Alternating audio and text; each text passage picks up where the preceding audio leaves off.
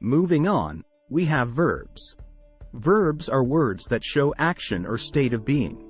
There are several types of verbs, including action verbs, linking verbs, and helping verbs. In addition to the different types of verbs and tenses, verbs can also have different forms to match the subject or the tense of the sentence. For instance, the verb to be has several forms such as am, is, are, was, and were, to match the subject and the tense of the sentence. Verbs can also show voice, which indicates whether the subject is performing the action or receiving the action. The two types of voice are active and passive. In active voice, the subject performs the action, while in passive voice, the subject receives the action. For example, the dog bit the mailman is in active voice, while the mailman was bitten by the dog is in passive voice. Another important aspect of verbs is subject-verb agreement. This means that the verb in a sentence must agree with the subject in terms of number and person. For instance, if the subject is singular, the verb must also be singular. If the subject is plural, the verb must also be plural. This is important to ensure that the sentence is grammatically correct and makes sense.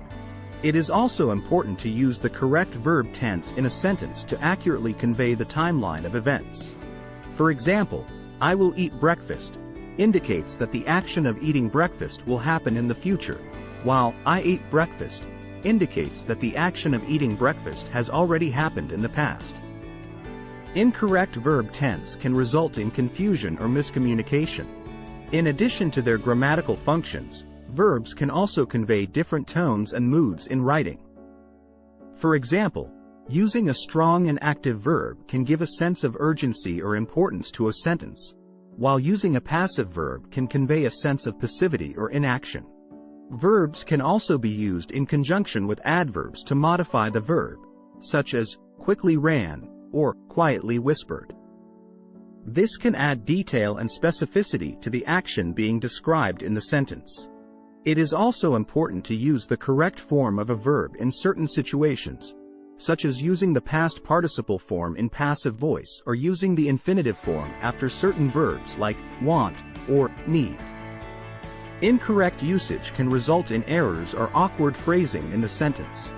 Overall, verbs are an essential component of English grammar, and understanding their different types, tenses, forms, and functions is crucial for effective communication and writing.